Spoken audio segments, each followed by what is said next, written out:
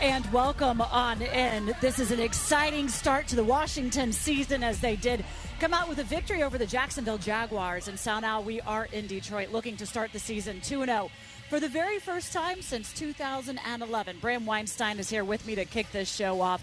Washington has not won in their last 4 trips up here to Detroit. They say that when this place is loud, and it certainly was for their season opener last week against the Philadelphia Eagles, it is a very hard atmosphere to play in.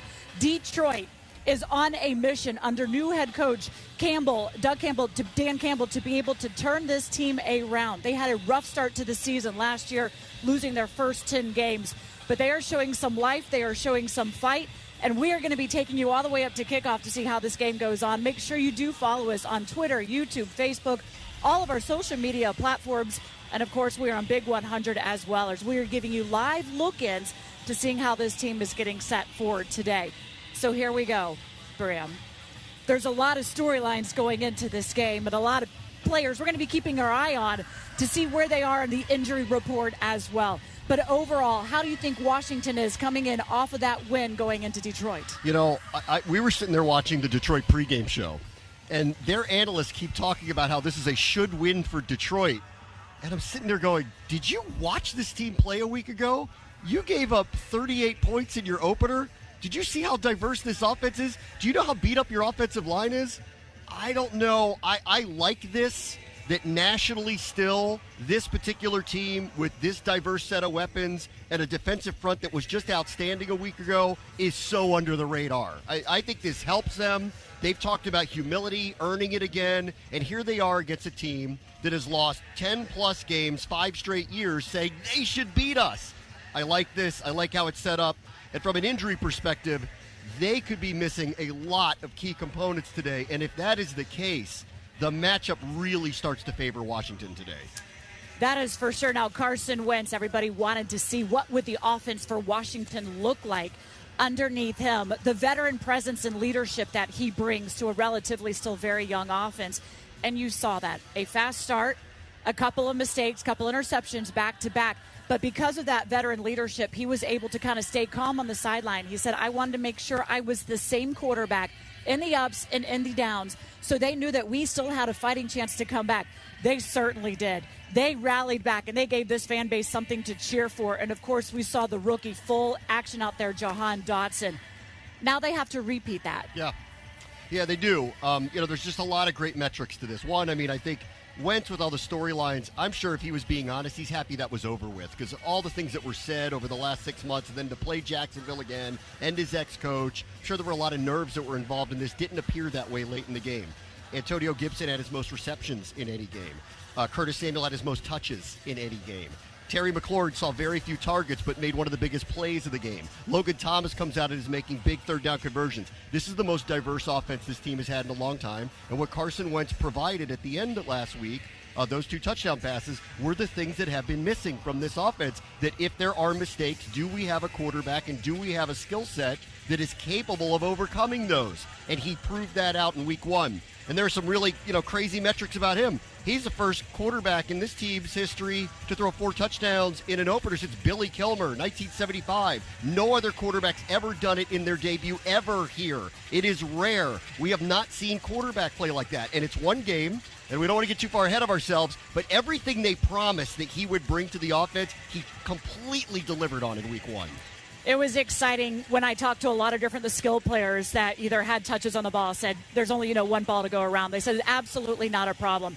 7 different receivers had a catch for them. I think they had 5 different guys running the ball as well, and they targeted 10 different receivers to catch. So They believe that they have an offense that can be high-powered. It may have to be high-powered because Detroit has been putting up over 29 points a game in 5 of their last 7 games. Of course, they put up 35 last week against the Philadelphia Eagles. 35 points, they say, should get you a win, but their defense gave up 38 points, so we can anticipate a lot right there. Talking on the injury point, Fedarian Mathis goes down early on in the game, already has had surgery. He is out for the remainder of the season. They like to play 5-down linemen. He was going to be a big part of that on the defense. Yeah. How do they adjust, especially in the rotation? Because we did see a lot of guys kind of being exhausted and winded. Granted, it was the first game. It was the first time getting all of that action together outside of just a practice. How do you see them adjusting? Because Jonathan Allen himself has been dealing with the groin injury that we saw him suffer in the game. He's a bit questionable for today. Yeah, downgraded to questionable yesterday, so we're going to wait and see. We saw him this morning. I think everyone has a good feeling he's going to play, but the doctors want to check him out. I think it's a big void without Mathis. And to your point, I don't know that they really have a replacement for him. This makes them thin at a spot that I don't think they expected to be thin entering the season. They brought in 2 new faces here. Donovan Jeter most likely to play if they have to. I would think Daniel Wise gets heavily into the rotation. The good news today for them is Detroit has serious injury issues in the middle of their offensive line. Their Pro Bowl center, Frank Ragnow, is out. Jonah Jackson has been downgraded to doubtful, may not play as a Pro Bowl left guard. They already lost their right guard for a period of time, and the backup is playing there. Their left tackle was injured throughout the week. So this matchup is starting to look like, Allen or no Allen, depending on how much he can go, that the defensive line should have a real advantage today, regardless of what they have. But to your point, season long, this is going to be an issue with rotation for sure. Yeah, their offensive line, they're already talking about how when they have potentially 2 new players coming in, starting for them, how do you get in sync? How do you have that communication? Take advantage. Washington's defensive line, albeit shorthanded, is a very dominant defensive line at that. Offensively, the offensive line only basically gave up 1 sack on 42 dropbacks. What are we expecting from Washington's O-line? Because coming into that game, there was a lot of shuffling with injuries as well, trying to get some stability there. Yeah, one more point in the D-line really quickly. No one starts a play under center more than Jared Goff in the NFL. Will they change that because they're concerned about protection with him under center? I don't know. He also is the quarterback last season that got the ball out quicker than any other quarterback in the league, so he makes decisions quickly. On our offensive line, protection's going to be the key. Detroit brings a lot of heat. They play like their hair's on fire. When they come out here, they really kind of emulate the energy that Dan Campbell has brought to them. You will see a lull if you can kind of survive a storm with them, and then they will get a second wind. And this has happened over and over and over, where they start really fast, they bring a lot of energy, then it kind of settles in because no one can play at the breakneck pace the whole time, and then they'll wake back up again. Hopefully Washington has no turnovers early, can kind of survive that storm a little bit. And if they're in a very tight game, I like Washington's chances when things kind of settle in and it becomes more of just the type of football game that you're accustomed to and not a team that's bringing 6-7 and bringing the heat and trying to get a sack on every play. 3 turnovers Washington had last week. That would typically mean a loss, but they were able to overcome that. Definitely not a recipe for success. You've got to take care of the ball. Bram's going to be with us as we do lead you up to kickoff and, of course, throughout the game. And when we come back, the voice of the Lions, a familiar face also to Washington area, Dan Miller will join me live here at Ford Field. You are watching Command Center Game Day Live on Washington Commanders YouTube and social media platforms, and you are listening to Washington Commanders football. Time now for your player profile, brought to you by Pepsi, official soft drink of the Washington Commanders. Yeah, so this is the kickoff event to the new foundation that I'm starting, the Terry McLaurin Foundation. I'm here with kids from Big Brothers, Big Sisters, with Casa, and they're out here celebrating my birthday with me. I know it's a birthday celebration for myself, but it's really about celebrating these kids. I'm just very fortunate to be able to have this platform to where I can make a difference in these kids' lives, and genuinely, like, they're making a difference in my life, just to be able to see that the smile that's on their face, and you know, the smile that you put on their face, they put a smile on my face as well. And so I just have a lot of things and emotions going on right now. I'm just really excited to impact as many people as I can.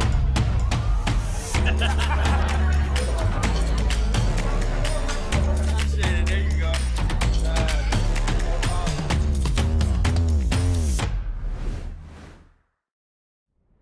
It's 4th down, seconds on the clock. He hands it off, finds a hole in the middle. Clear, nothing but Brian moves! A touchdown for the win. I can't believe it. Pizza, better with Pepsi. You ever wonder why people are always on their phones? They're banking with Bank of America. Look at this guy. He bought those tickets on his credit card, and he's racking up the rewards. She's using Zelle to pay him back for the hot dogs he's about to buy. That's going to bring it to And a the close here announcer? after 3. He's not checking the stats. He's finding some investment ideas with Merrill. And third, as you know, in baseball means 3. Digital tools so impressive, you just can't stop banking. What would you like the power to do? finding the Honda you really want just got easier. With a longer limited warranty, so long, and complimentary oil changes within the first year. You've never been more at peace than with Honda Certified Pre-Owned.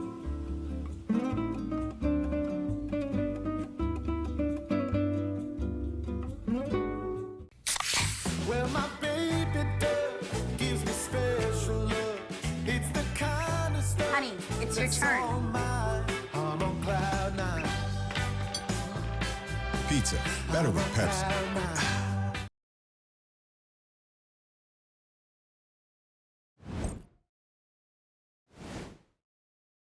Time now for your player profile, brought to you by Pepsi, official soft.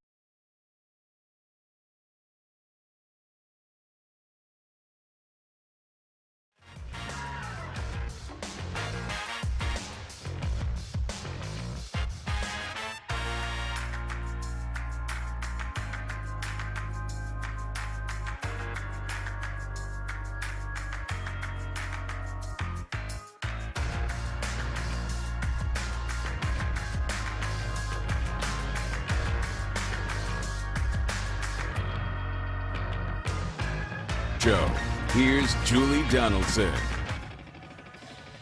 Glad to be with you here from Ford Field, and joining us now is the man who calls the play for them, Dan Miller, but quite familiar to the Washington, D.C. area. From D.C., Northern Virginia, went to George Mason University, a sportscaster, radio host for D.C. before moving to Detroit here in 1997.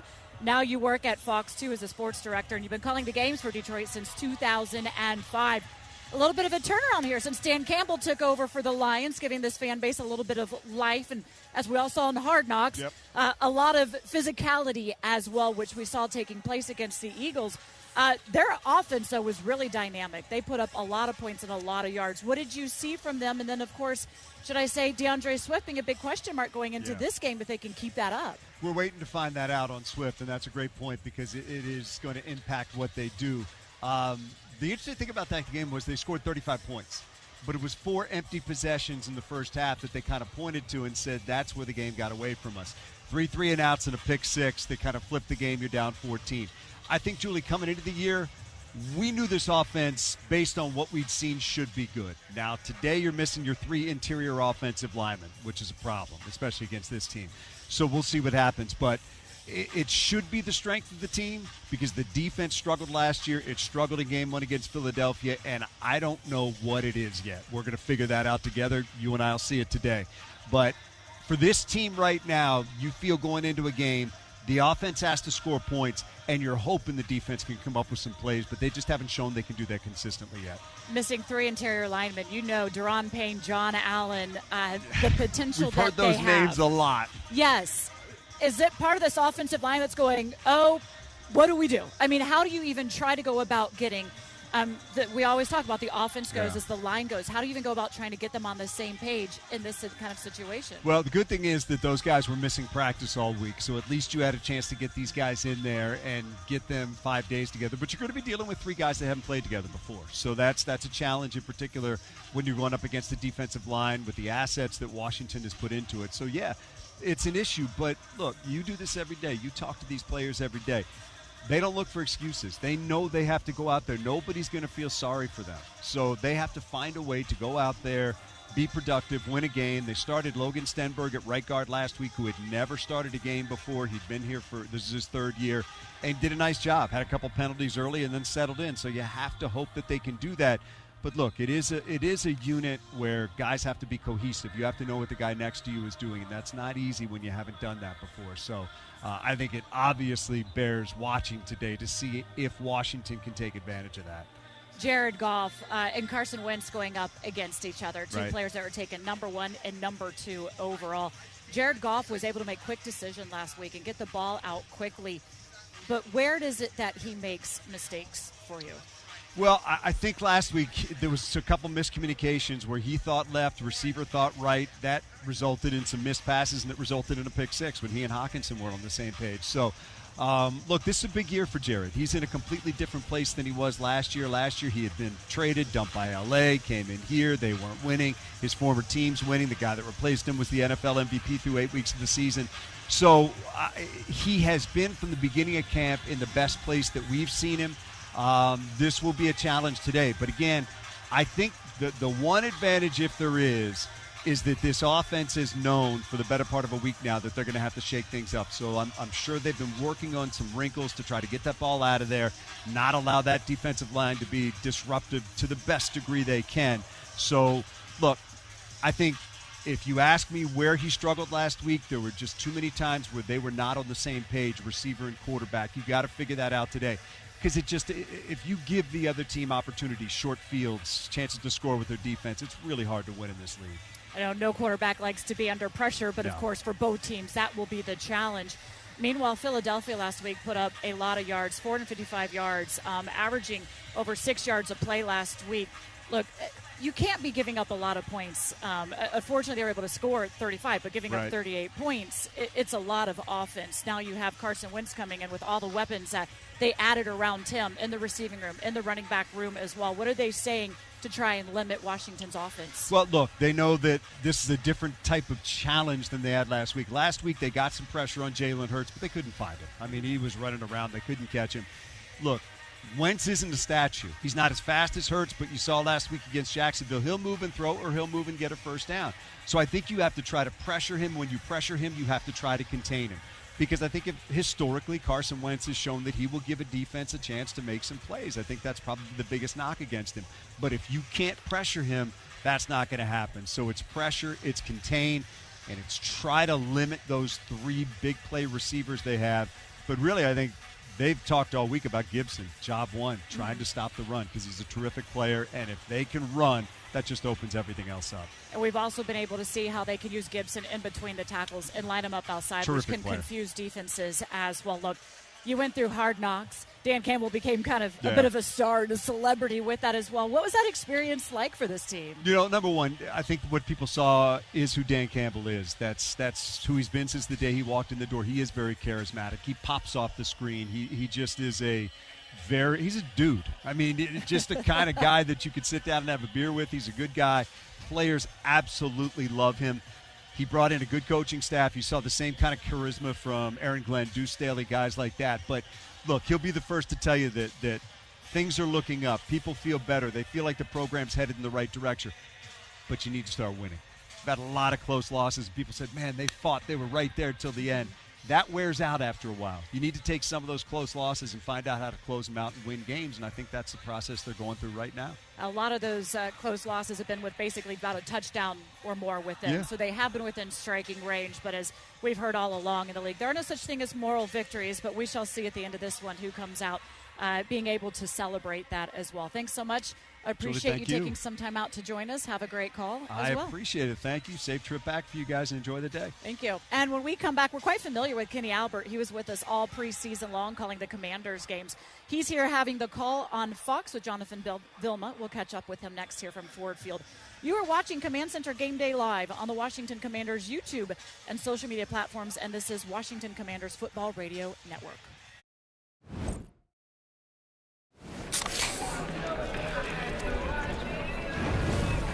Kid. Fire. Grill master, huh? Burgers, better with Pepsi. This is Maya Titan. She's smiling because her small culinary supply store, Titan's Pans, is up and running. And this is NFL star Derrick Henry, accidentally tagging Titan's Pans instead of his loyal fans. Which, very unexpectedly, has her business trending. And trending, and trending, and oh my. And there goes the internet. Good thing Maya uses FedEx to help prepare for unexpected demand. Because you never know what's next. Finding the Honda you really want just got easier. With a longer limited warranty, so long. And complimentary oil changes within the first year. You've never been more at peace than with Honda Certified Pre-Owned.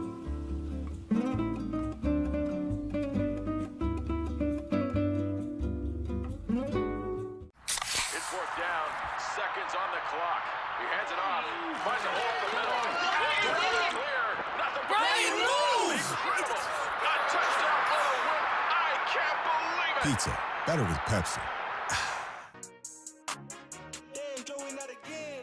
Man, where do we start? Right from the top. What a debut. No doubt. 2 touchdowns, including the game-winning touchdown in your first ever game as a rookie. What was that like for you, being able to do what you did in that first game? Yeah, it was definitely pretty cool getting those touchdowns under my belt. Been something that I've been thinking about for a really long time, ever since I was a little kid, excelling at this level. I've always wanted to play in the NFL. It's been a dream of mine ever since I touched the football at a very young age. So getting in the end zone, it was kind of like all that hard work, it's finally coming to fruition and finally paying off. Speaking of that hard work, I remember we had just talked. It was almost like 2 weeks into the preseason, and you hadn't had a touch. And we was like, man, we hope you get a touch. And we saw you get a couple of touches. Fast forward to the first game of the season. Did you imagine yourself having that kind of an outcome so early? Yeah, for sure. I sat in my bed all week, just thinking about the plays I was going to make, because I live with one of my roommates back at Penn State, Jesse Lucchetta, and he always preached was like, you gotta see it every single day. You gotta think. You gotta visualize it. You know what I'm saying? You gotta think about it. You gotta think about the successful plays that you're gonna make. And I tend to do that all the time. And I just think about the things that I'm gonna do on Sundays.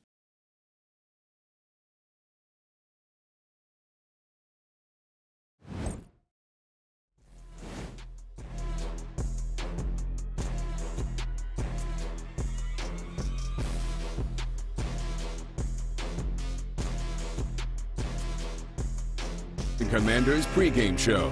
Here's Julie Donaldson. We are live from Ford Field, and of course, if you're following us on our social media platforms, we are giving you a live look in at the team warming up as they are looking to go 2-0 for the first time since 2011 to start the season. Kenny Albert joins me now. Kenny was with us all preseason long, calling the games on television for us, and so here you are now calling the game for Fox. Jonathan Vilma is going to be with you as well, but it's already been kind of a bit of a wild start to the NFL season, and last week, week 1, you cut out a wild one with New Orleans coming back to beat the Falcons. An exciting game to call. Well, we did. Great to be with you, Julie, and excited to have called the preseason once again for the Commanders. We did have a wild and crazy game last week. Atlanta had a 16-point lead in the fourth quarter. Jameis Winston, who had been up and down, goes into the medical tent, comes back out and was like a different person. He completes 13 out of 14.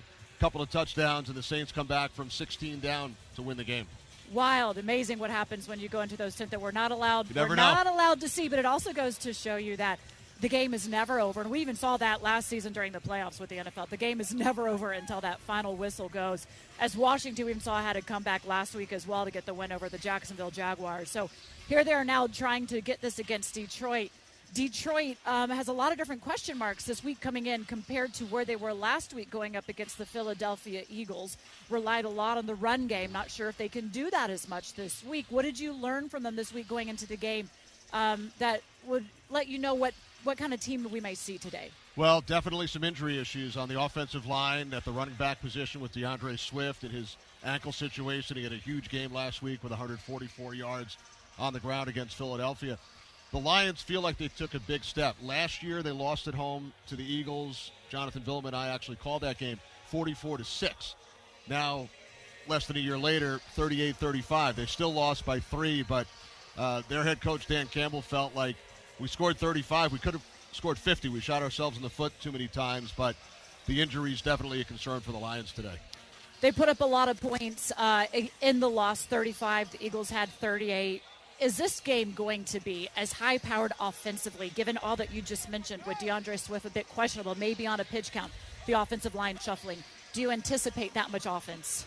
Maybe not 38-35, but I could definitely see it in the high 20s. Intrigued to watch the battle, the matchup between the Commanders' defensive line and that banged-up Lions O-line. We talked about that with the coaching staffs on each side, and the Lions, as do all NFL teams, certainly have a lot of respect for the Commanders' defensive line.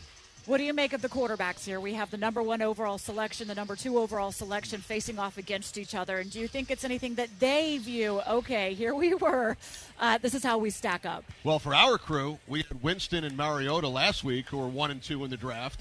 And now we have Wentz and Goff. And we talked to both of them about it. They're pretty good friends. They had the same agent when they were drafted. and they worked out together prior to that draft, so they've kept in touch. And they were both traded right around the same time last year when Goff came here in the Stafford deal and Wentz went to Indianapolis. So they definitely do have a relationship. They both say that they always root for each other except when they're playing against one another. Well, that would make perfect sense, right? A lot saying that you could probably compare their games and their styles to each other as well. You pressure any quarterback, they have the chances to make mistakes. We saw that last week with Goff, and we also saw that last week with Carson as well. What do you get most excited about when you see how the options that Carson has, when you're going to be calling a play and saying, which guy is going to be that big playmaker today? Well, in studying the Commanders during the preseason and then for this game and having discussions with my partner, Jonathan Vilma, who has studied offenses for a living, dating back to his days in high school and college and then with the Saints, he's a big fan of the Commanders at the skill positions. When you look at the wide receivers and then what Antonio Gibson can do, not only running the ball, but catching the ball, former wide receiver, of course, and then Logan Thomas back healthy. I think back to the preseason when the Commanders only had one tight end available, and now they have a full complement. So I think at the skill positions, you have to put the Commanders' offense right up there with most teams in the league at this point. We saw what offensive coordinator Scott Turner was able to do with the different options, a lot of misdirection, spreading that ball around. But now you have something on tape. And they said, well, they won't necessarily have new plays. Maybe there's different ways they get into the formations. And because they do have so many guys that are versatile, maybe they just switch who's making what play as well to try and confuse the defense. Kenny Albert, have a great call. Glad to have you here joining us. And, of course, best of luck to the rest of the NFL season for you as we are officially up and running. Thanks, Julie. You too. Well, our pregame show is presented by The Washington Times, the exclusive reporting and proud partner of the Washington Commanders. And coming up, our captain, London Fletcher, will be joining me here at Ford Field. You are watching Command Center Game Day Live on the Washington Commanders YouTube and social media platforms, and you are listening to Washington Commanders Football. Time now for your Fresh Takes, brought to you by Safeway, the official supermarket of the Washington Commanders.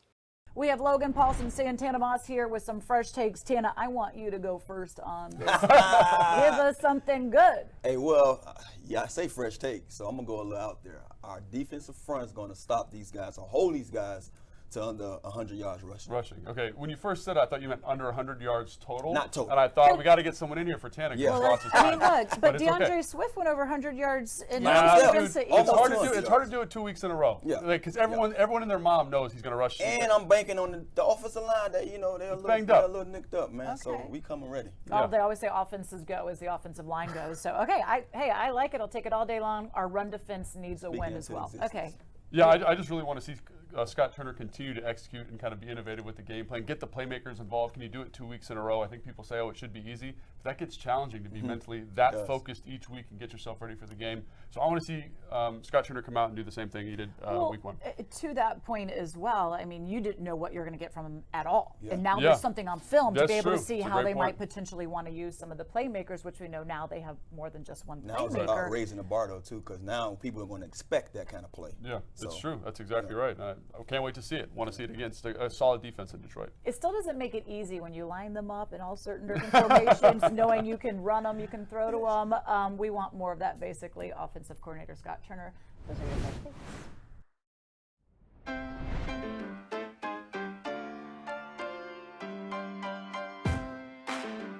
takes. From selecting the perfect produce and triple checking its quality to preparing it for you, we have perfected the art of fresh.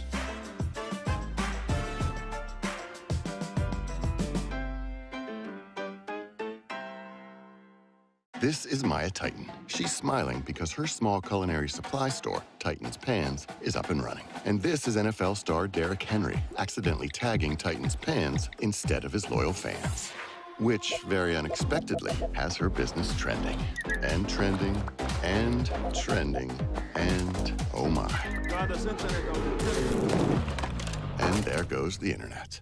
Good thing Maya uses FedEx to help prepare for unexpected demand. Because you never know what's next.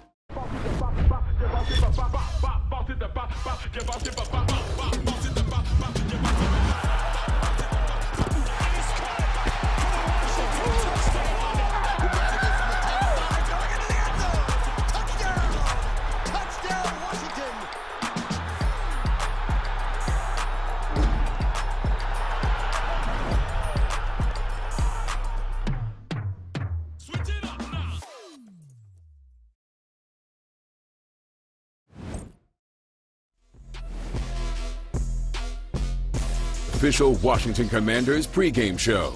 Here's Julie Donaldson.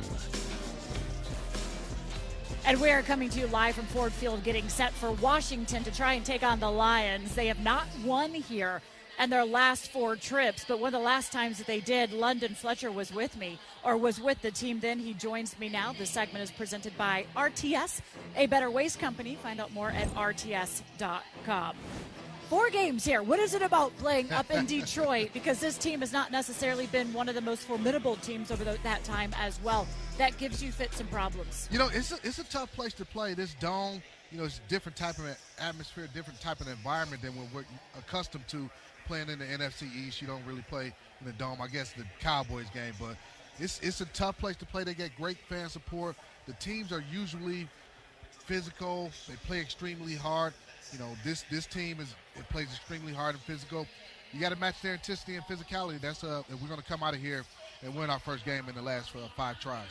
They did have a sellout crowd for week 1. I don't believe this crowd is going to be as full, or the stadium as full as it was then, but the crowd can make it very loud in the dome, which means it's going to be challenging for the offense and Carson Wentz to try to be able to get things running as they want, having to rely a little bit differently than being able to kind of where we are at FedEx Field, where even Coach Rivera says the crowd knew to be quiet when they need to be quiet and cheer when they need to cheer. It'll be a little bit different this time. Absolutely. Look, they put up over 300 yards, 390 yards last week. They are 2-1 when they've done that last season. Only 3 times did they put up as many yards. One of the main reasons they were able to gain so much is because they did it on the ground and through the air. What are you anticipating today from Carson? You know, I'm anticipating Carson to continue to play well, to build off what he was able to do those last 2 drives of the offense where he led the team on two touchdown drives.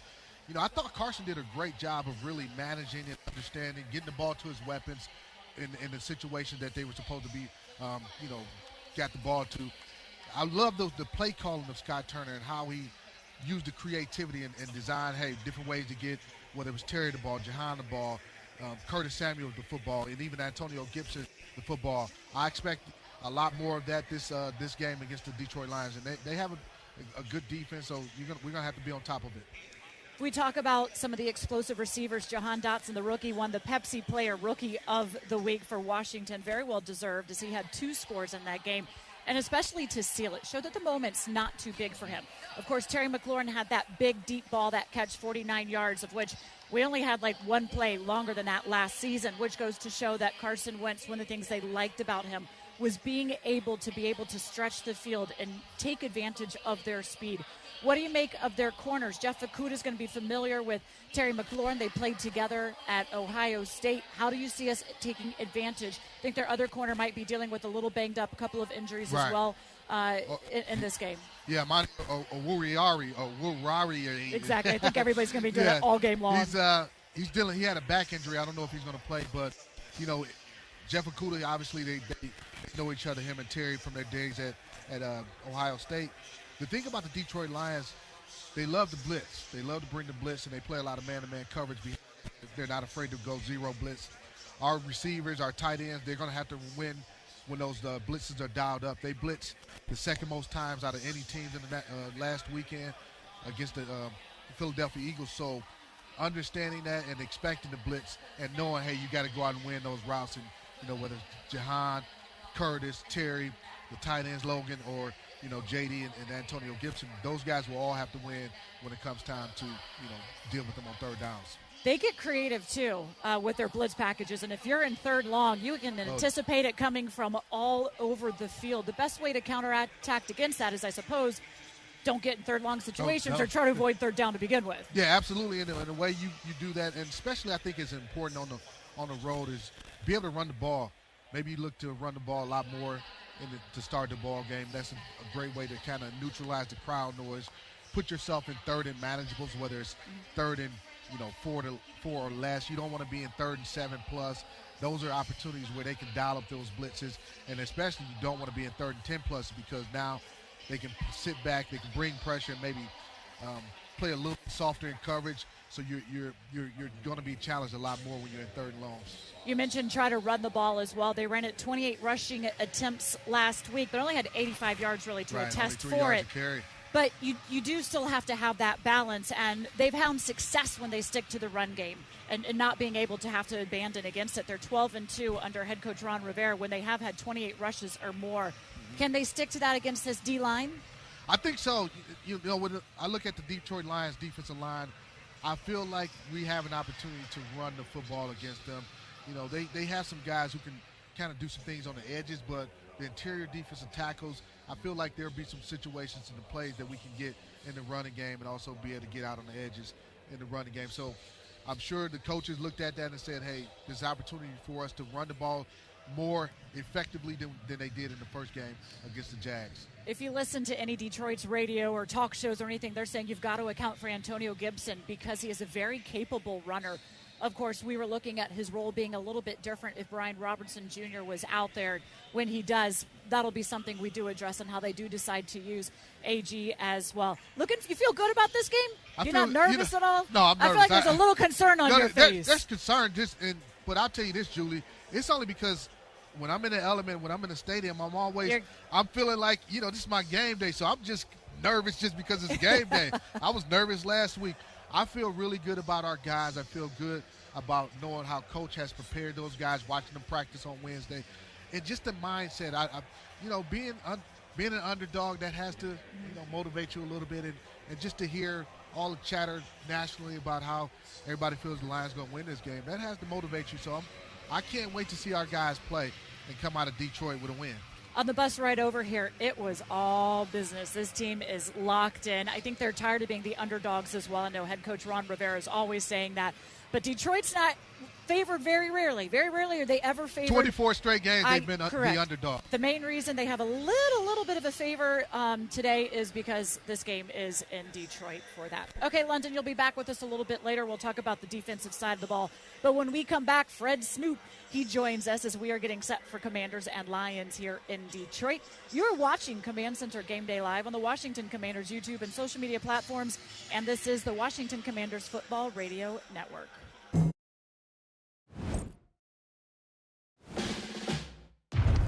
When safe drivers save up to 30% on their auto insurance for not answering their phone while driving, they feel like a pretty big deal.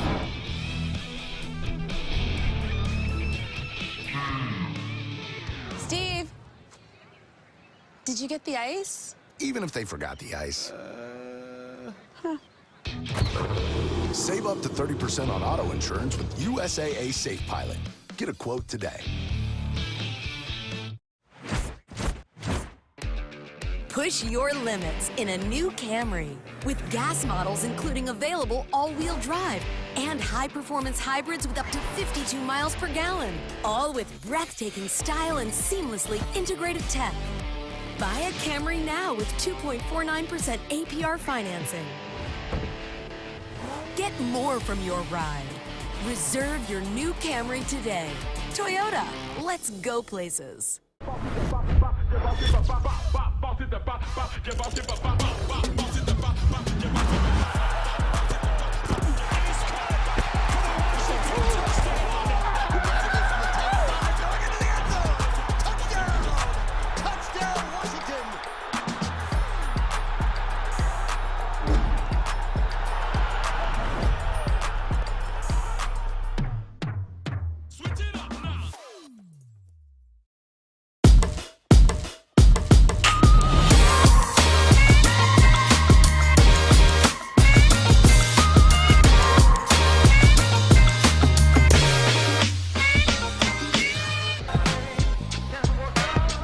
First of all, you got to specify. I'm a D tackle. He's a skill guy. I'm gonna start running towards the sideline and get upfield on So him. the only time we go meet is if he throws a bubble screen, and that's my game's not in space. You know what though? What I think is, I watched John in the weight room, and I was a weight guy. Yeah. And I did weights in college that were remarkable for a 198-pound quarterback. Yeah. I power clean 385. I bench 435 and I squat 615. That's a lot of weight. When I watch your stuff that you were putting up, I believe guys that really put the work in the weight room in the offseason. Like I always tell people, I tortured myself in the offseason. Yeah. So I can have fun during the season. Yep. And I think you do the same thing. Are you about to eat dinner here? Yeah, my wife is right there. I'm about to say, you guys are more than welcome to sit with me and my wife if you want.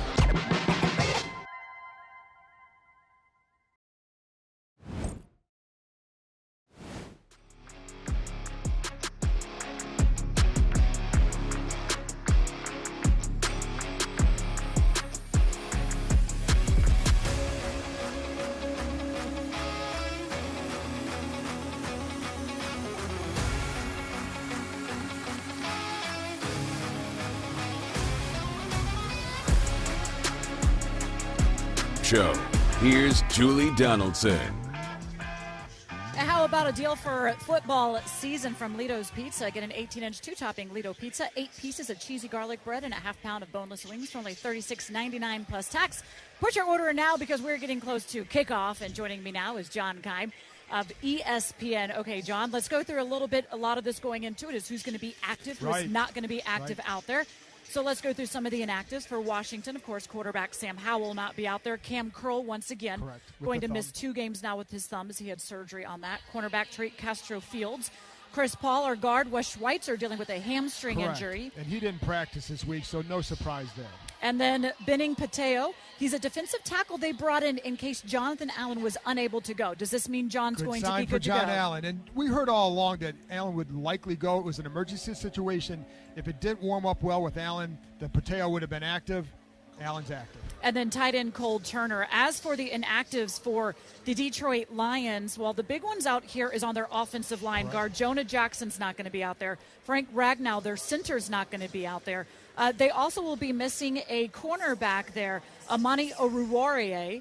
He's not going to be out there, which is really big because he is somebody who was at Penn State, had a little bit of familiarity as well with Jahan Dotson, although he said Dotson had come on until really late in his time at Penn State. But let me go back to what we can anticipate from John Allen. He's dealing with the groin injury, as we saw. And many would say, because I just mentioned there's a lot of the interior line from the Detroit Lions that's not going to be out there. They're going to be adjusting with some new guys up there. Maybe you wouldn't need John as much in this game. But you disagree. I disagree because he's that good, and I don't think that they have the depth that they did last year at this point, and with Fedarian Mathis out, to just say you don't need him that much. Now, will he be on a pitch count? I don't know that. That's a possibility just to kind of limit the wear and tear. He played snaps last week. That's a lot. They don't want to play him that much. You could see more substitutions with him, but you are still going to need him because he can take advantage of a weakness on Detroit for today. And also you don't have Fedarian Mathis as he underwent surgery and really did not play last week at all. He got injured very early on in the game.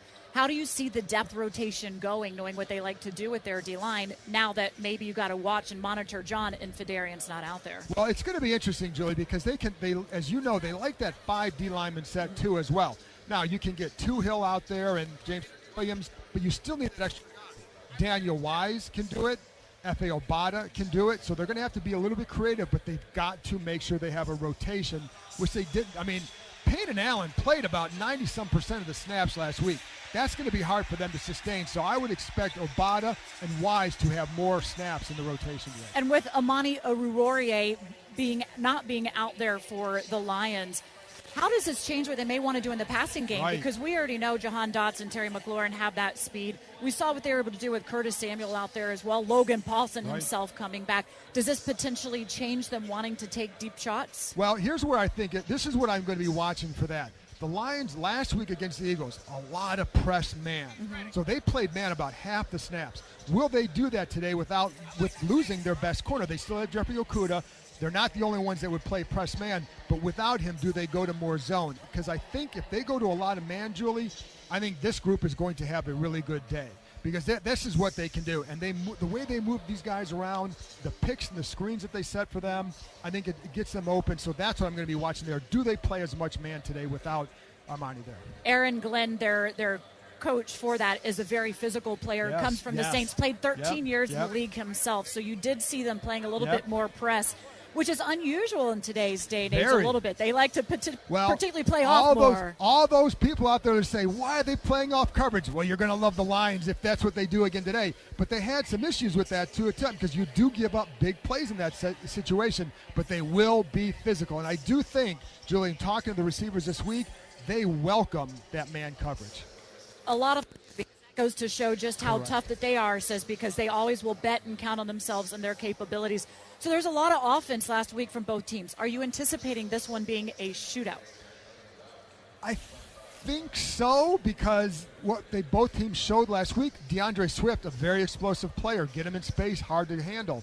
The way this group evolved last week, I do expect them. But I also thought that the Lions' defense was hurt a lot by Jalen Hurts' legs last week. So will they be better this week? I thought they made it tough on them, but yet they gave up 38 points. So, so I am expecting more of that. I would be surprised if it's not.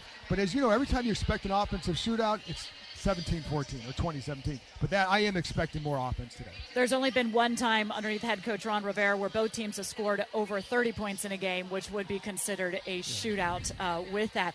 They're 8-1 when they score over 25. So that seems to be maybe a little bit of the magic number. But you mentioned DeAndre Swift. How much are we anticipating seeing him out there? Because he seemed like somebody who can ruin a game for you. A lot. And this is the number one thing they have to do on defense is stop DeAndre Swift. The Lions are really good at establishing a physical run game and getting him in space. They get the line to the linebacker level. London Fletcher is going to love watching that, how the linebackers react. The linebackers have to attack the line to funnel him back inside where you have help. You get him out in space, then the number one thing you have to do is tackle well. The Eagles' corners didn't tackle as well against him last week, so that's a big key for them today. But you can't let him get in space and put him in one-on-one situations. And we've also heard, if you're talking about the linebackers, defensive coordinator Jack Del Rio is very critical of Jamin Davis, saying he practiced better, had a better preseason than he played. And he was out there for, 95% of the snaps, only had 3 solo tackles. What does that do to a player, and how do we anticipate Jamin responding? That's a great question. I think it was a big key because some of what they want to see from him is better technique in coverage. We know he's a really good athlete. We saw it. We did see it this summer. We were out there. We saw him play better, make more of an impact in practices. But last week, too often, there were technique breakdowns. He was put in tough spots against Christian Kirk. We know that. But then how do you respond in that? And he wasn't playing to his help all the time. He might have help inside, but funneling him outside, and it puts him in a worse situation. So he's got to make sure he's adhering to his rules and techniques, because then if he does, his athleticism can take over. And when he's aggressive, crashing the line, much better against the run. He's a very fast, very athletic, strong linebacker. Part of it is just really understanding his assignments to where he can be quick and react, as opposed to having to take that second of a beat, in which case we saw he then can be beat. Okay, John Keim, thank you so much. Julie. Of course, you can follow John Keim on ESPN. He has his podcast as well, The Keim Show. The John Keim Report. There you go. Thank you so much. Thanks, Julie. We're going to talk with head coach Ron Rivera when we come back. You're watching Command Center Game Day live on the Washington Commanders YouTube and social media platforms, and you're listening to Washington Commanders football. Veterans, you may have earned a variety of VA benefits. Did you know VA can help you further your education and pursue professional training? The Home Loan Guarantee Program can help you buy, repair, or adapt a home. VA provides housing support if you find yourself homeless or at risk of homelessness. And don't forget world-class health care. Learn more about these and other VA benefits. Visit choose.va.gov.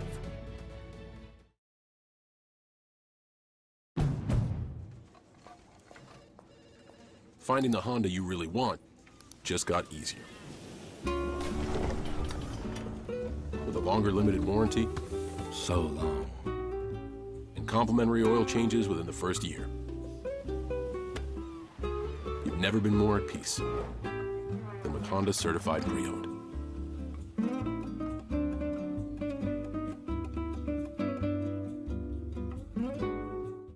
You ever wonder why people are always on their phones?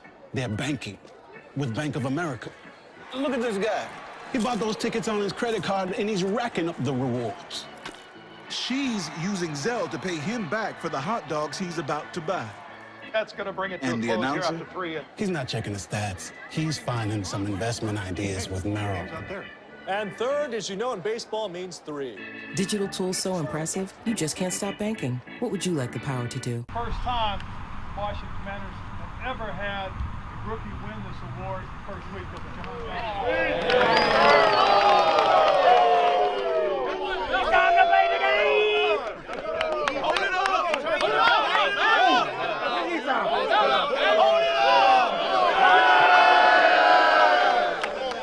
week to break them down. Man, I just want to thank you all for bringing me in. Y'all like family to me. Love y'all boys. Let's get another dub this week. Come on. Hey, gang on 3. 1, 2, 3. Gang.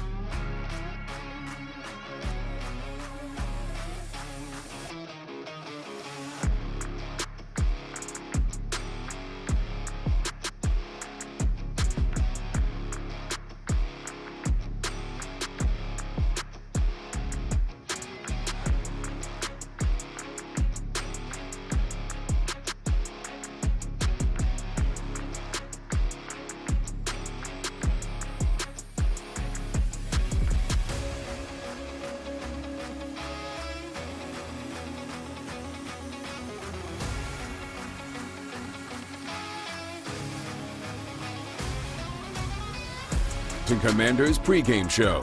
Here's Julie Donaldson.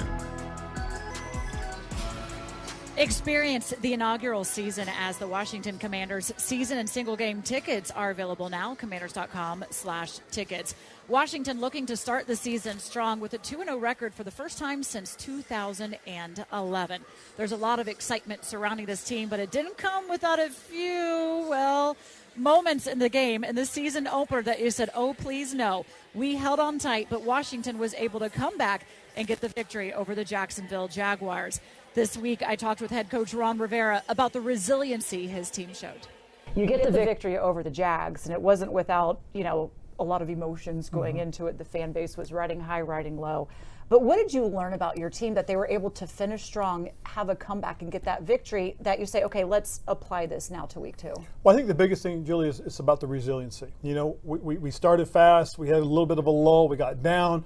But the way they sparked and came back and made things happen, that was big. That really was, and in all 3 phases. And that's the thing that you can sit there and say, this really was a team victory.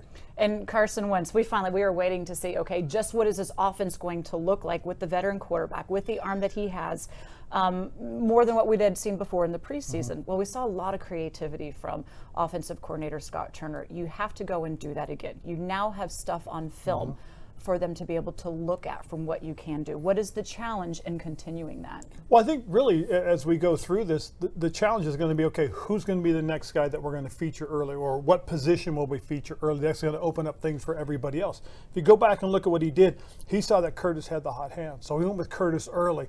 And then later in the game, as you start watching some of the things they were doing, it was like they were moving some of their coverages toward Curtis. Well, that opened up some things for other guys. And that's the thing that, the challenge will be. Who's going to have the hot hand this coming Sunday early?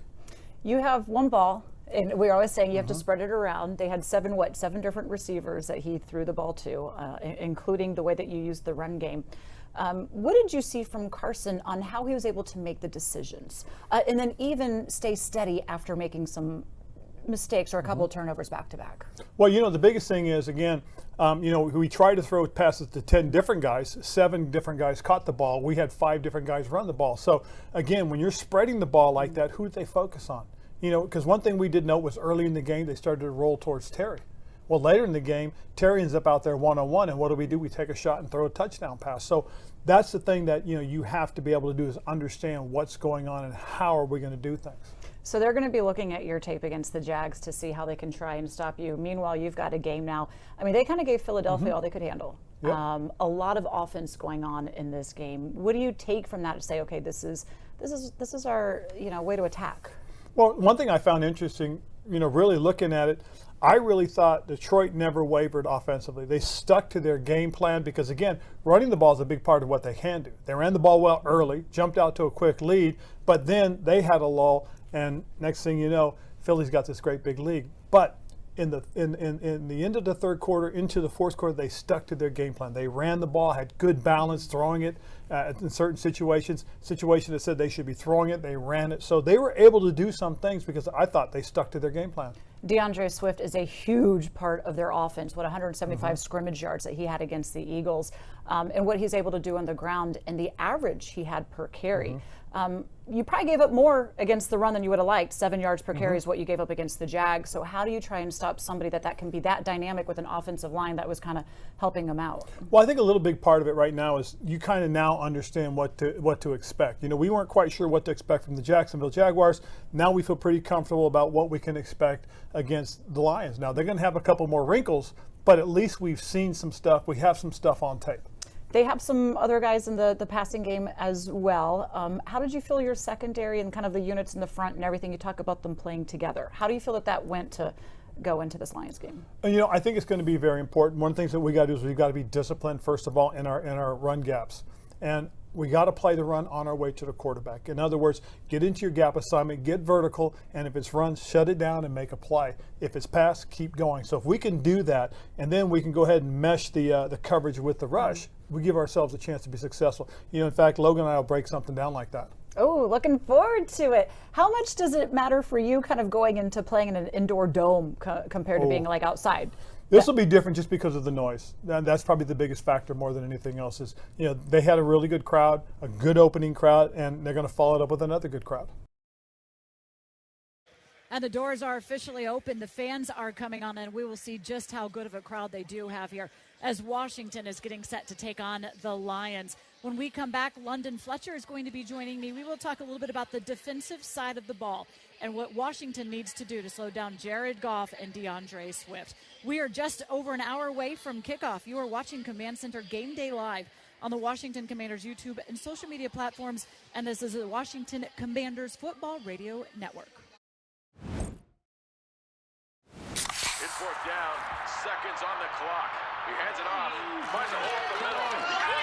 Clear, nothing but Brian, move! Incredible. A touchdown for the win. I can't believe it. Pizza, better with Pepsi. You ever wonder why people are always on their phones? They're banking with Bank of America. Look at this guy.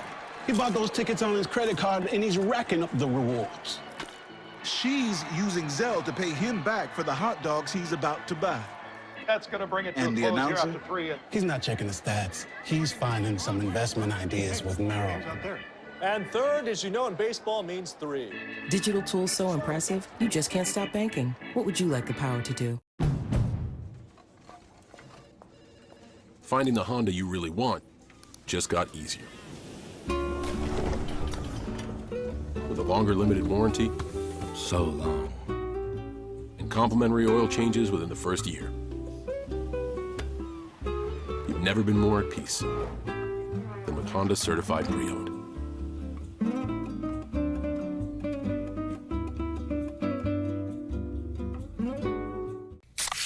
Well, my baby doll gives me special love. It's the kind of stuff. Honey, it's your turn. I'm on cloud 9. Pizza, better with Pepsi.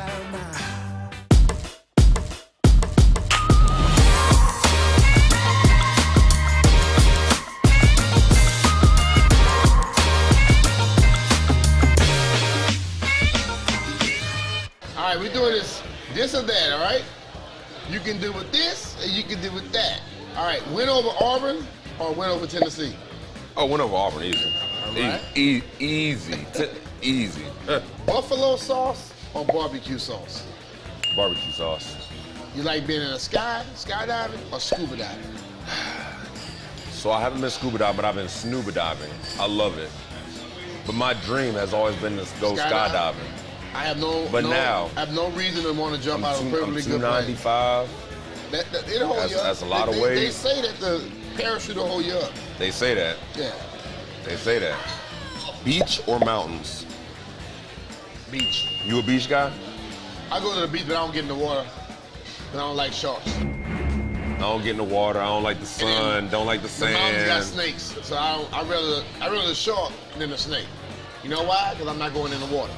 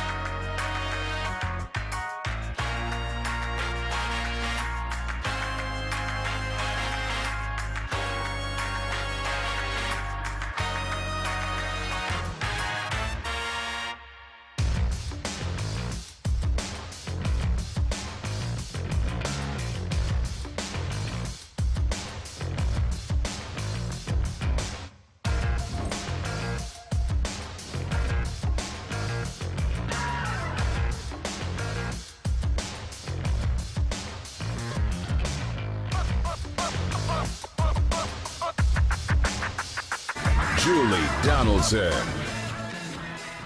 Glad to have you with us. We are presented by Chesapeake Employers Insurance Company, now with lower workers' comp rates and corporate dividend. Julie here with you. London Fletcher joining me as well. London, we were talking about a lot of those electrifying plays from Carson Wentz. Are you anticipating more of the same here? Oh, absolutely I am. Yeah. The reason why, and I was just talking to Chase Young about this, and how much having all those different playmakers, how much it puts pressure on defenses and not being able to say, hey, we're going to take this guy away and take that guy away. You have 5 guys on every given play that can make some plays for you. And with Scott Turner, the way he's dialing up the play calling, I expect a lot of explosive plays. They use a lot of misdirection as well, and because of the playmakers that they do have, they can receive, they can run, you can interchange them back and forth. So anytime you have someone in the game, you may not entirely know what to expect as well. So Washington's offense should be high-powered today. Looking forward to that. But let's talk defensively on what Washington needs to do in order to slow down Jared Goff, DeAndre Swift, and their receiving crew as well. Look, Washington last week, red zone defense was an issue last season. They were allowing teams to convert almost 60% of the time that they got within that 20. Last week, the Jags only converted 2 of 5 times. What did you see from the red zone defense overall? Well, I thought they were really good in coverage from a coverage standpoint and being tight. I know Derek Forrest made a couple plays in the red zone. You're able to get some pressure on the quarterback a couple times in the red zone, and that's what you want to do, force them to kick field goals. And, ultimately, if you think about it, that, ended up being the difference in the ball game, making them kick field goals instead of getting touchdowns in those situations. We talk about areas where this team was critical on their defense. Defensive coordinator Jack Del Rio was that of Jamin Davis. The linebacker was out there for about 95% of the time, only had 3 solo tackles. He had a bit of a tough assignment going up against Christian Kirk. We'll see who gets that task today for him to try and defend against. But the reason Del Rio was really critical is he said he practiced better. He should have played the way that he had been practicing. What do you anticipate a response from Jamin? I anticipate him playing well in this game. I can't wait to see Jamin playing this ball game. And I'm kind of the same mindset that Jack was, just watching Jamin play in the preseason, watching how well he practiced during training camp. And I was, looking forward to seeing him play and, was surprised that he didn't perform well or as well as expected in that ball game against the Jags. There's an opportunity for him to, look at the film, get coached up, and say, hey, what were the situations or things that I could have did better from a run standpoint, stopping the run, or coverage, which that was really probably where he struggled the most, is just from the coverage standpoint. Davis said he's fine with what it was said because nothing that Del Rio said to the public and to the media was not said to him personally. He said he knows where he could have been better, and he expects more of himself as well out there. You mentioned Derek Forrest. He got the start for Cam Curl. Cam Curl has officially been ruled inactive once again as he went through surgery on his thumb. So while we await his return, Derek Forrest came in, and he showed that, okay, in my first start, I belong here as well. You have a conversation with him that we'll get to in just about 20 minutes or so. But what is it that you saw and you really liked from the young safety? Well, I saw energy, I saw physicality, and I saw playmaking, and that's what you want out of your defensive players, especially on that back end where he made plays in the passing game, had a couple pass defenses, came up with the interception. But it was actually, in his physicality and stopping the run, he made a play on, I think it was Zay Jones in the back of the end zone on a third down play where just his awareness and understanding of what he needed to be and then finishing the play, I was extremely impressed with him and the way he played in that ball game in his first start. How many points do you anticipate Washington needing to put up? Because both teams put up a lot last week. And while it was the Lions that put up 35 points, the Eagles put up 38 points. Typically, as a defense, you say, 35 points, you should win it. But unfortunately, that didn't be the case for them this one. How many points do you see it needing to be for them to get this victory? Oh, one more than the Lions have. I really don't know from a point standpoint. I think defensively we should be able to hold them to less than 20. So that's what you would like. Yeah, less than 20. So, but I also feel like our offense can get up to 28 or 35. They started last season 0-10, averaging just about 15, 16 points a game, but they really turned it up underneath Dan Campbell to finish the season. They went 3-3. They averaged at that point 25 points a game. A lot of their games and losses have been within a touchdown or less, so they've had some really tightly contested games where they feel like they are close. Let's see if Washington can put them away today. Give them an 0-2 start, as we would start the opposite at 2-0. Coming up, we're going to bring Bram Weinstein back in to join me as we're getting you close to kickoff. You're watching Command Center Game Day Live on the Washington Commanders and YouTube and social media platforms, and you're listening to Washington Commanders football.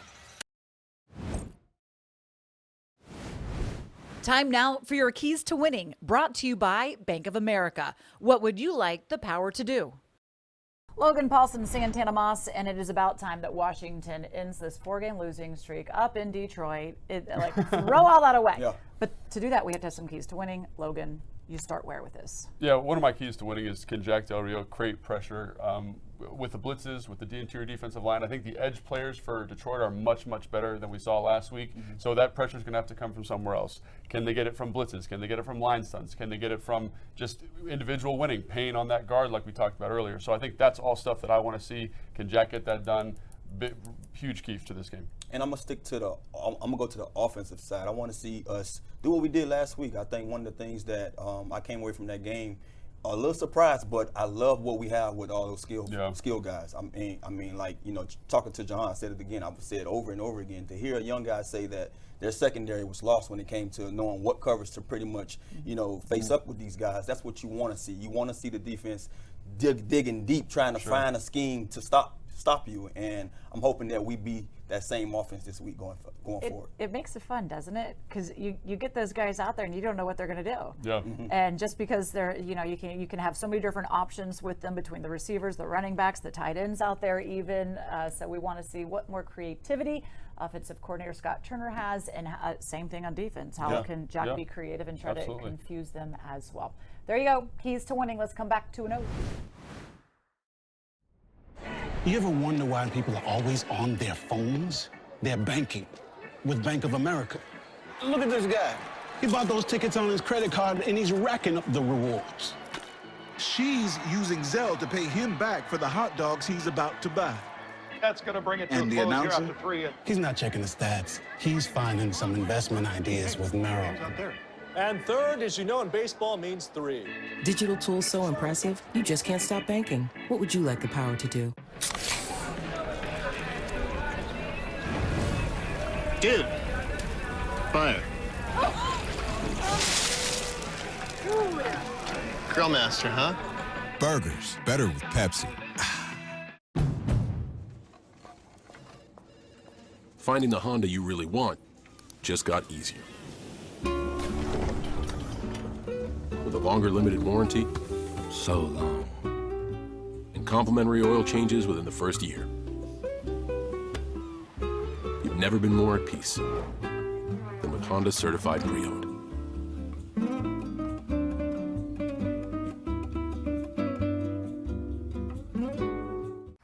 It's 4th down, seconds on the clock. He hands it off, finds a hole in the middle. Clear, nothing but incredible. A touchdown for the win. I can't believe it. Pizza, better with Pepsi. Commanders pregame show. Here's Julie Donaldson. We are getting you set, taking you up to kickoff. Bram Weinstein joins me now. Bram, look, we're getting ready for Washington and Detroit. But the season is up and running officially in the NFL. Let's go a little bit around the NFL. Let's start with the NFC East. With Dallas losing Dak Prescott, it might not be as long as they first anticipated, but how does that impact them? Enormously. I mean, they've lost their left tackle. They made changes in the offseason that felt like that they went backwards as a roster. All of a sudden, things are kind of going the wrong way for them, and they lose their quarterback. They're playing Cincinnati today. They very easily could be 0-2, and then what feels like, you know, kind of a chalk win for them going to New York feels very different when they don't have Dak, and then we show up there in week 4. Their season could spiral like it did a couple of years ago, so it's another potential good sign for this team of a roadmap to make the playoffs by the end of the year. We've had a little bit of a preview of the Philadelphia Eagles as we've been preparing for Detroit this week, as we watched how they fared against the Eagles last week. And well, the Eagles, we see them next week at FedEx Field. They look to be a tough team to be able to take down. Yeah, I mean, their run game is maybe the best in the NFL, with Jalen Hurts kind of triggering that. They had a ton of yards after contact. Miles Sanders had an outstanding Week 1 game after contact. It was funny, the Lions linebacker coach, because they gave up like 185 yards on the ground or whatever it was, and the Lions linebacker coach kind of pushed back at like that this was bad run defense, saying, well, when they lined up against us, did they run on us? And he was basically saying that Hurts is kind of that guy, that he can get out of trouble, get yards with his feet, and he is trouble. And then, frankly, the addition of A.J. Brown looks like you want to look at somebody who's going to be maybe the biggest impact player for any team in the NFC East. It's looking like it may be him this year. I'm not sure they win that game if it isn't for what Jalen Hurts was able to do with his legs. Yeah. Those mobile quarterbacks cause problems for all sorts of teams. We'll see them again next week at FedEx Field. Hopefully you are at that game for that as well. What concerns you the most about the Lions today? You know, I just think their energy, more than anything, they really play to the personality of Dan Campbell. They show up, they come, they play really hard. You know, I know like a lot of people make fun of this town and this team because they've had a lot of futility through the years. These people show up, and if you watched that game a week ago, there was a lot of energy in this building, not unlike what we kind of felt last week for that Jacksonville game. These people are here. They are with them. They're kind of feeding into this new mentality. And, you know, I don't love their roster. You know, they have a lot of injuries today that I think are going to marginalize them, that I think should be advantageous for the Commanders for sure. But they will bring it. And if you can kind of weather that a little bit, then I think you'll be okay in the end. But you have to. And, you know, we've been concerned about turnovers. Washington had 3 of them a week ago. That's going to have to end. You cannot expect to win games if you're giving the ball away 3 times in that game. They did have to put themselves in a position where they had to be able to come back to get that victory. We did see the resiliency of this team and the ability to be able to do that. It's a little different at home when the crowd's on your side than being on the road where it is not, hoping to avoid that kind of a situation. Are you anticipating this being maybe an offensive matchup, or will the defenses be able to slow things down today? So I did, until you hear that all 3 of the interior offensive linemen of the Lions are all out, and DeAndre Swift might be on a pitch count, who I think is their most dangerous player. You know, one of the things we're going to talk about on the broadcast for sure was the public calling out of Jamin Davis. I think some of that was Jack Del Rio and Ron Rivera trying to remind him he's a key integral part not only of this defense this year, but the most pivotal player to stop on the Lions is going to be his assignment, Swift, today. If he's on a pitch count, I have a really hard time seeing Detroit move the ball the way that they have in recent weeks. And Detroit's defense has a lot left to be desired if you can protect against their pressure. Today is all about protecting Carson Wentz, because if they're going to bring 6 or 7, how in the world are they going to cover our receivers? There should be some big plays there for them. Let's get a fantasy football question in here. Give us your fantasy starters from both teams today as what matchups you like the most. So it's easy for Detroit. I'm on Ross St. Brown, has a touchdown in 5 straight games, 8 straight catches in 7 straight games. So he's a fantasy monster, actually, pretty under the radar. So he's the easiest one for Detroit. For Washington, I think there's going to be plays on the outside again. And because it didn't happen a week ago, give me Terry McLaurin to have more targets, more catches, and hopefully another touchdown. We knew going into last week that they were excited to see what Curtis Samuel could do. I was told that he would have a heavy workload ahead of him in that game. And now they might say, let's see if somebody else wants to be that guy that we give the most touches to. But they have plenty of options on offense, which should make for a good fantasy day should you select well. The Fantasy Football Report is presented by FanDuel. Make every moment more with FanDuel, official partner of the Washington Commanders. Well, kickoff is not far now. Up next, our postgame host, Fred Smoot, joins me on the pregame show. You're watching Command Center Game Day live on the Washington Commanders YouTube and social media platforms, and this is the Washington Commanders Football Radio Network. You're going to like this story because it's about you. You who forgot to charge your phone last night. You who sprints to the boarding line so your bag will fit. You with him. Until one day, you boarded a United plane that was designed for, well, you. And your phone got charged, your bag fit, so did everyone else's, but this story isn't about them. Your toddler didn't tantrum, and you got to fly happily ever after. The end.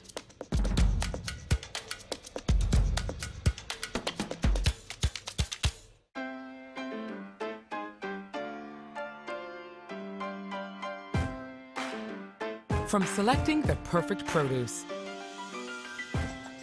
and triple-checking its quality to preparing it for you. We have perfected the art of fresh.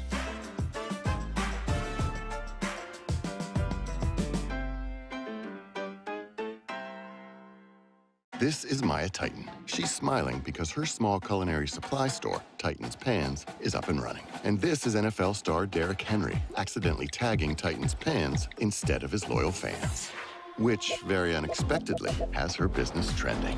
And trending, and trending, and oh my.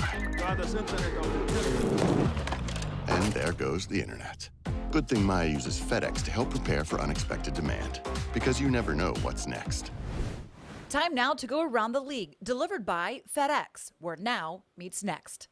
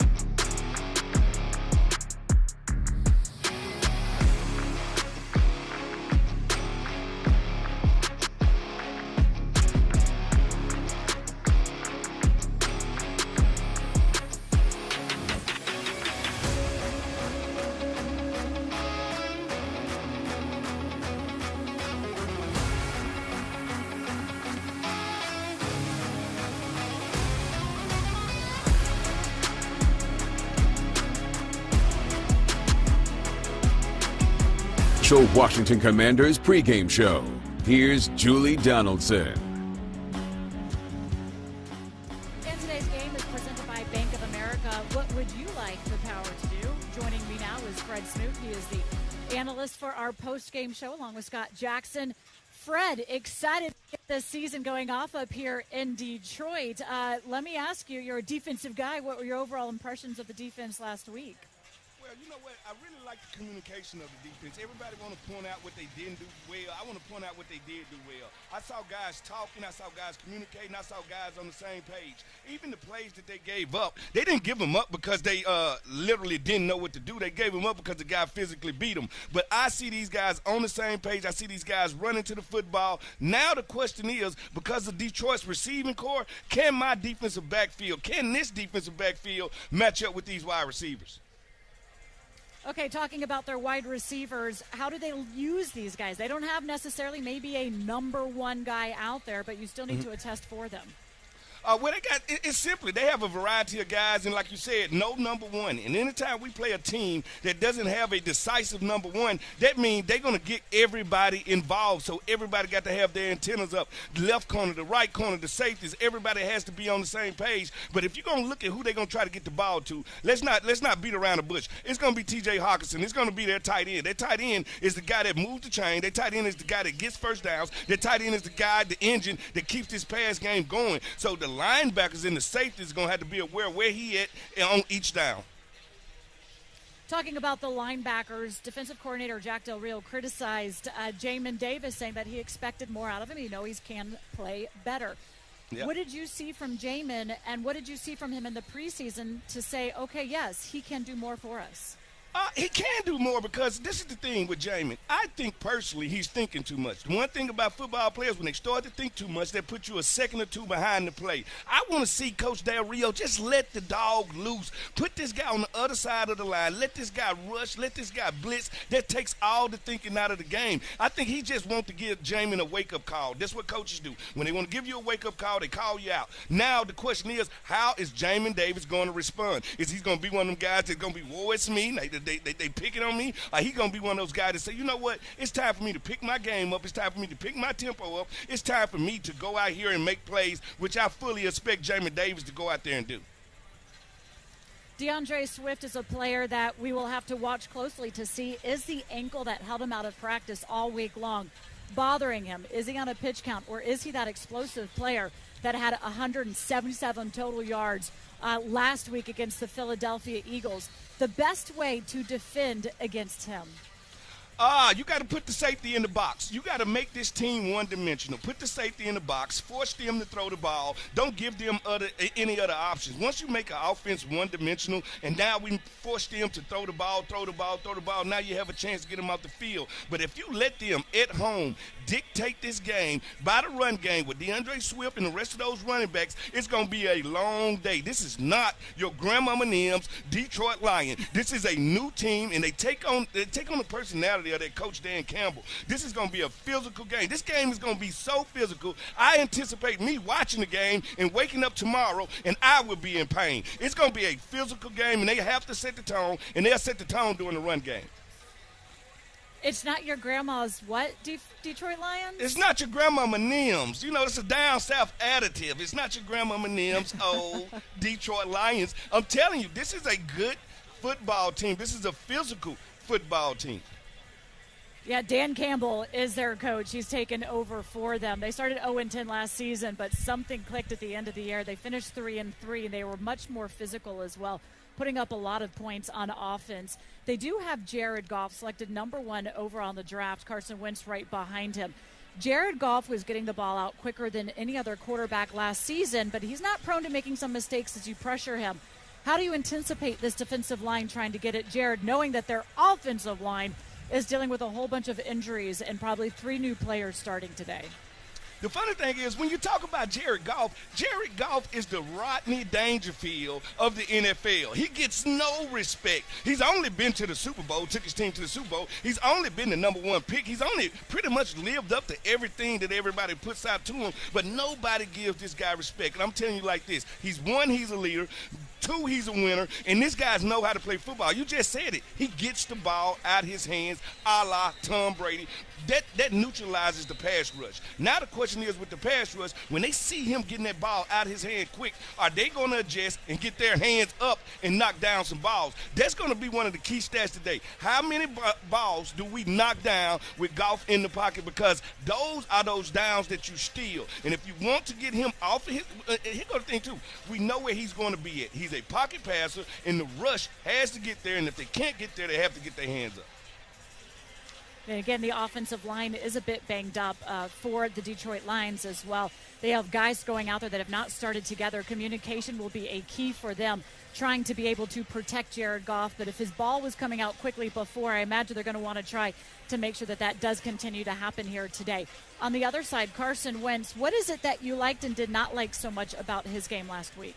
Oh, I loved everything about it. We got to see the good, the bad, and the ugly. I loved everything I seen with Carson Wentz because I seen some high highs. I seen the first 2 drives come out there. We put 14 points on the board. First time we did it since 1991. That might be an omen. We went to the Super Bowl that time. But I seen him make plays, but then I also seen him not make plays and throw interceptions. So I seen the low. And what really, really made me feel good about Carson Wentz is what we got on the other side of this good, the bad, and the ugly. We seen him come back, and we seen him continue to make plays. We seen him come back. We seen him throw clutch balls at the end of the game. We seen him come back when everybody says, you know what, when Carson Wentz make mistakes, he's going to stay in that slump. No, he did not stay in that slump. So, hey, Commander Wentz, I feel good about week 1. The question is, on the road, it's going to get loud in Detroit. It's going to get very loud in Detroit. What is Scott Turner going to do to neutralize that noise? Are we coming out with screens and draws? Are we going to try to get on top of them quick? We have to start fast in Detroit to take all the hope out of that stadium, and I think Carson is set in line to do that. We've seen their defense play very physical. The majority of their coaches here for the Lions were former players themselves.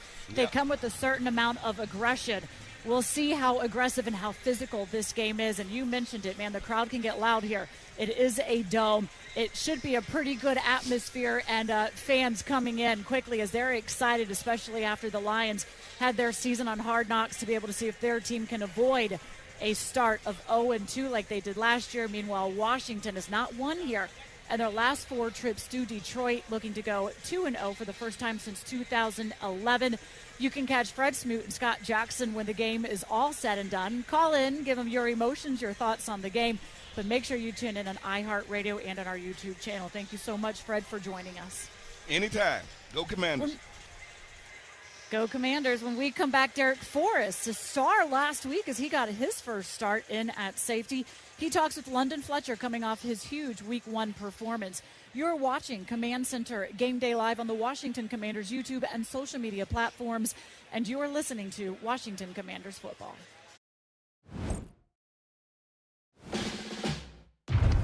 When safe drivers save up to 30% on their auto insurance for not answering their phone while driving, they feel like a pretty big deal.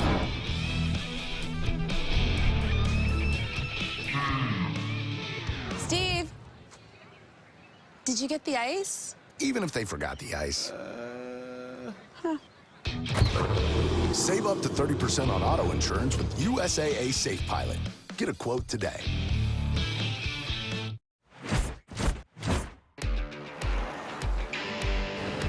You never know where the day will take you, so be ready for anything in a Toyota RAV4. Check out a 40-mile-per-gallon hybrid with the best resale value in its class for '22 according to Kelley Blue Book's KBB.com. And save now with 2.49% APR financing. Connect with your dealer through buyatoyota.com and reserve your new RAV4 today. Toyota, let's go places.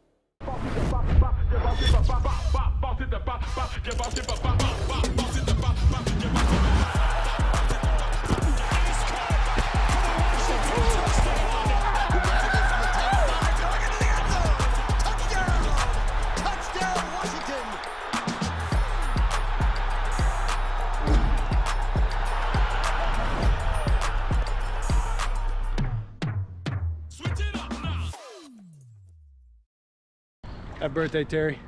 Secretly one of the best ping pong players on the team. Who's Terry? Oh. Now he got money? What are you talking about he got money? Oh God, he left right, multi-millionaire. Oh, I'm always beating him in Madden. He can never beat me. Put it in reverse, Terry. Happy birthday, 1-7. I ain't even gonna lie. In college, me and Terry, you know what I'm saying? That boy Terry said, I'm about to go fishing. I'm from Brooklyn. I don't know nothing about no fishing. I'm like, all right, Terry, I'm gonna go with you. I'm thinking he had the answers, he had it figured out. We went out there, man. The man threw the hook out there and didn't know how to reel it back in. He threw it out there. I said, yo, Terry, he looked at me, I said, we gotta go. That was it. So how many, y'all ain't catch no fish? We ain't catch no fish. He threw it one time. I don't know if it broke or he broke it. I ain't snitching, but we ain't catch no fish. I said, Terry, we gotta go.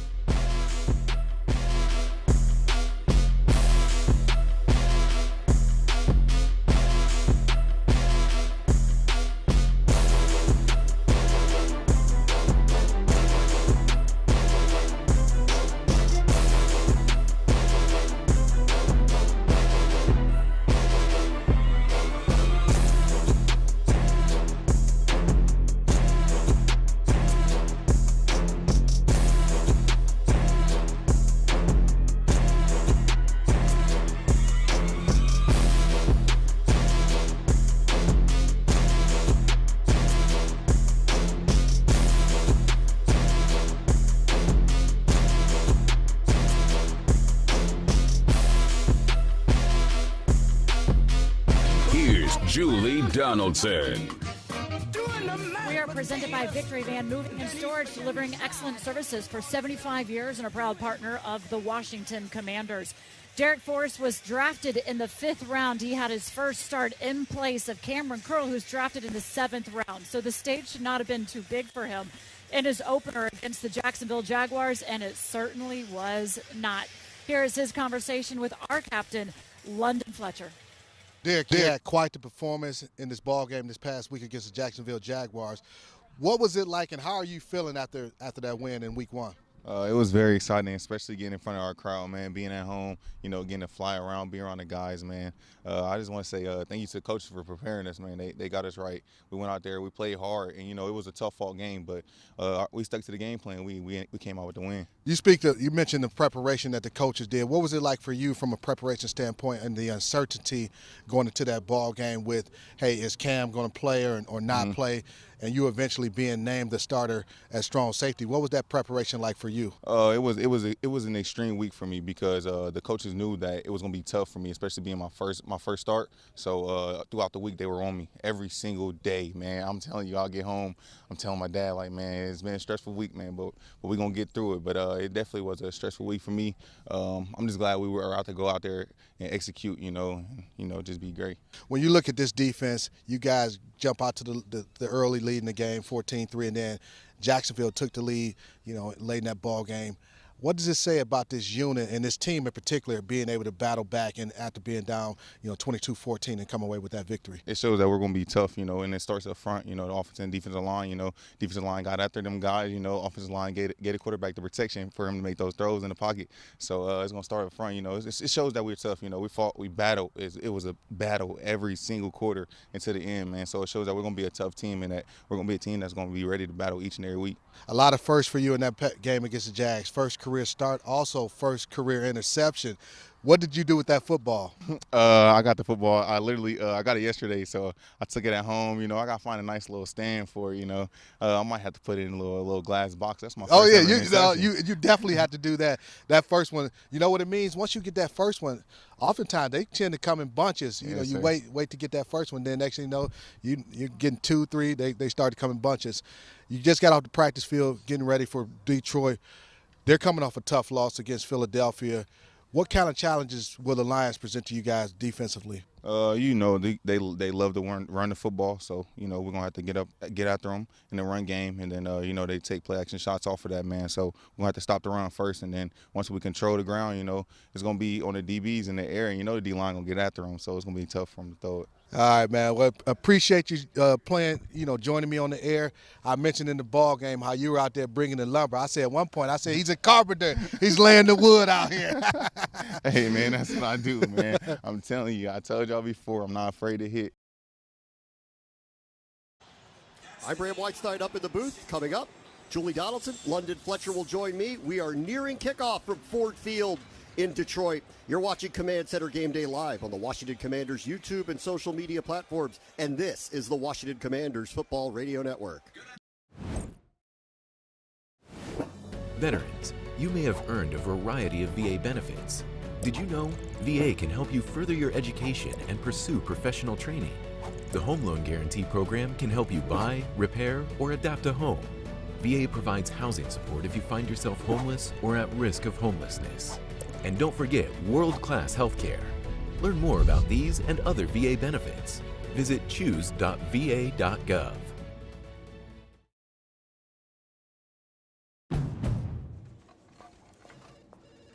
Finding the Honda you really want just got easier. With a longer limited warranty, so long. And complimentary oil changes within the first year. You've never been more at peace than with Honda Certified Pre-Owned.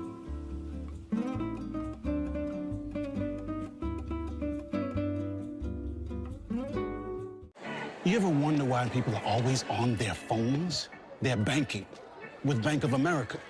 Look at this guy. He bought those tickets on his credit card and he's racking up the rewards. She's using Zelle to pay him back for the hot dogs he's about to buy. That's going to bring it to a close here after 3. He's not checking the stats. He's finding some investment ideas with Merrill. And third, as you know, in baseball means 3. Digital tools so impressive, you just can't stop banking. What would you like the power to do?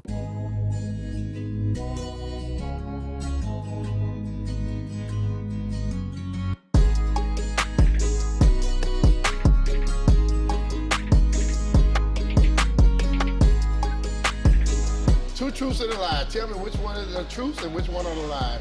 I once held the NCAA record for most career rushing touchdowns by a quarterback. All right. I hold the NFL record for most rushing yards in a game by a player with 3 attempts or less.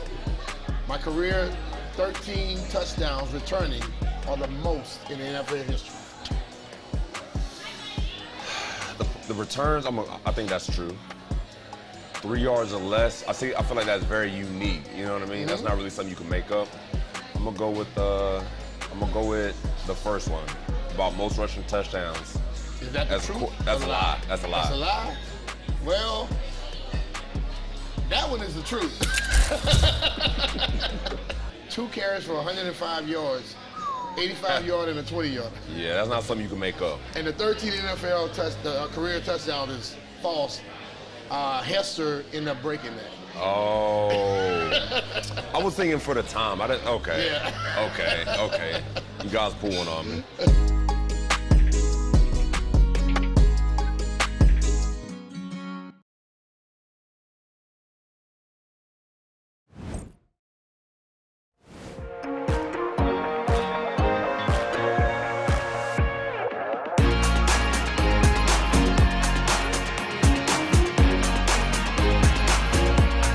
The Washington Commanders pregame show. Here's Julie Donaldson.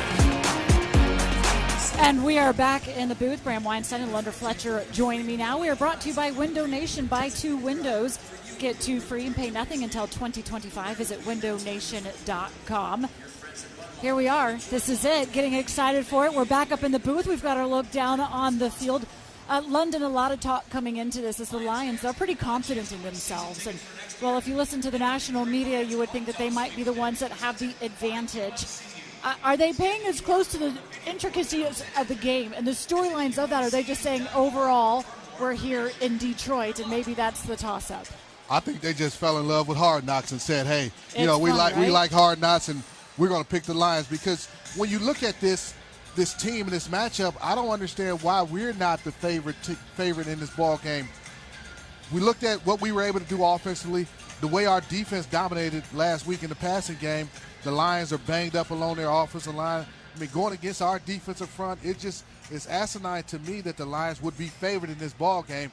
It's a pure case of the national media not really paying attention to this game with the fine-tooth comb like we did. You know, I think some things happen. Here's some notes from week 1 that I think are really promising. And to your point, London, I think people just kind of don't know, and it's a little bit of a secret at this point. Last week, Washington's defense gave up 383 yards. That is a lot, right? And people didn't notice it because of the turnovers and the mistakes that Jacksonville had. And over the last few years, Washington was 1-17 when they gave up that many yards or more. But here's the difference. They have a quarterback that can bring them back into games and make up for mistakes. Carson Wentz, first quarterback in franchise history to have 4 touchdowns in his debut. First quarterback to do that since Billy Kilmer in 1975. First time Washington won a game when they were -2 in the turnover margin since 2009. So they're overcoming their mistakes. And if you want to think maybe we've got a secret special season happening, how about this one?